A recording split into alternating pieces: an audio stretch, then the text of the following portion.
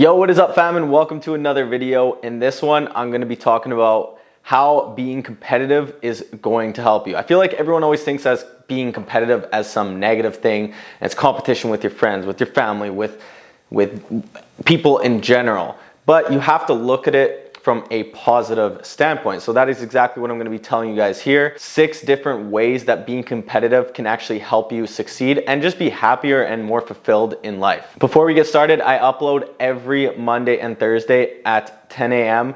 So if you guys want to subscribe and get more videos like this, then do that. Go subscribe. Smash the thumbs up button too. Toss a comment, something. Just show me that you guys are watching and that you guys actually enjoy this type of content. So the first reason why being competitive will help you is that it will actually motivate you. A lot of the times, if you're not competitive, you're just going to be complacent based on your past achievements, things that you've already done. There's no competitive edge to keep on going or to go up against some type of opponent. Whereas if you are competitive, no matter what you've done in the past, and I've kind of experienced this with competing in bodybuilding shows as well as soccer. Every time we've won, whether it's been like an actual championship or the league or me winning a physique competition, I've always felt great and I've been satisfied with the win, but there's always another opponent or some type of thing that I can go for that is beyond what I just achieved. And that's my competitive mindset. It keeps me going. There's always room for improvement. So by being competitive, you're going to be able to improve yourself and you're going to be motivated to continue doing things and not just be comfortable in one position because there's always an opponent or something to overcome. Number 2 is it will generate clarity.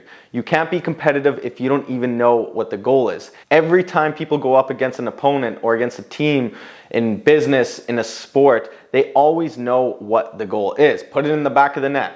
That is the goal, okay? So we're gonna try to find ways to get there. So by having that goal, you then gain clarity as to what your path is, how to actually get there. So by staying competitive, you'll be able to set new goals every single time and you'll know what the end goal is, so you'll try to find ways to actually get there. That is clarity. Someone who is not as competitive may get lost very often because they don't know what they're up against, what their goal is. They're not clear. Number 3 is that it will inspire greater creativity.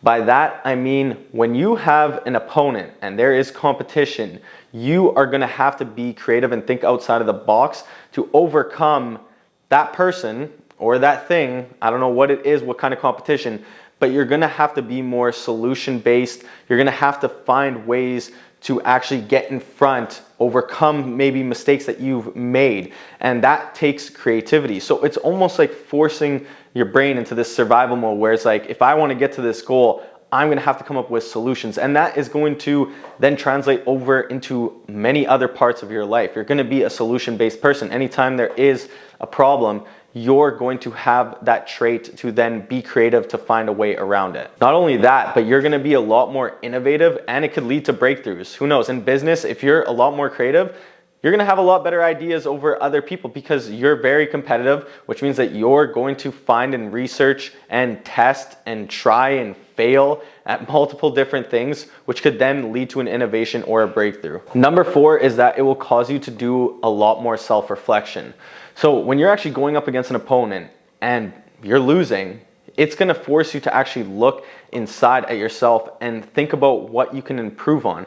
So it's going to force you to actually self-improve. You'll be able to learn where your strengths are, where you may have done really well in this business venture or in the sport or whatever it is. You may learn what your weaknesses are, but the only way you're going to do that is if you're competitive, because a competitive person is going to want to come back and win. By having that mentality, you're going to start to look inwards and find those things that you can improve on, but also strengthen the things that you are really good at. Number 5, and this one kind of ties in with the last one, it will help you develop new beliefs.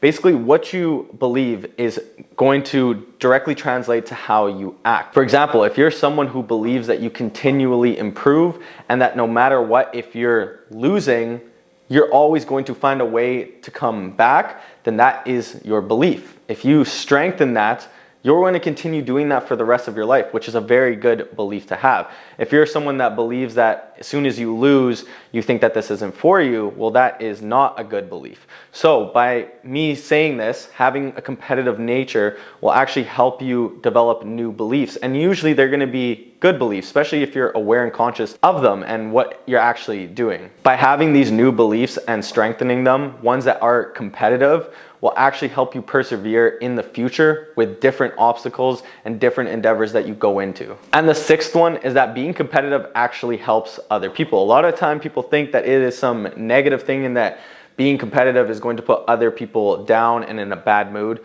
Well, guess what? Everything that we just talked about, there is only competition if there is another person or another entity, business that is going up against you, or else there is no healthy competition. No one is going to create new solutions and new breakthroughs and innovations if there is no one to overcome and no one to go up against. So you want to have healthy competition. It's about the attitude that you have. When you win, you don't want to drive that person into the ground.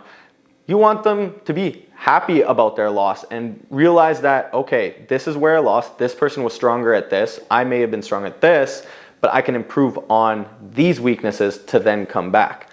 And if it's business, okay, what was this business doing very well that I wasn't doing? That person, now because you were able to beat them in some way, or because you were able to market it to more people and generate more sales or win a sale over another person, you're now teaching that person that they need to work harder to find a better solution. And that right there can lead to an innovation. They might find a better way than you to then sell something and market. But that is a good thing. You're helping other people, and it's just creating this endless loop of evolution and innovation and creation. So there's absolutely nothing wrong with being competitive. I think it just depends on your attitude. You want to be humble when you win, and you don't want to hurt people's feelings along the way. And I don't mean hurting. If they lose, that's on them. That they should hurt their feelings a little bit. And that goes to the first one, where it's supposed to motivate you. If you lose, you're supposed to feel motivated to then come back and improve. So don't look at it in a negative way. It is a positive thing. It helps other people persevere, learn, and get better at whatever it is that they're trying to do. Anyways, I hope you guys enjoyed this video. If you did, smash the thumbs up button, and I will see you guys in the next one. Peace.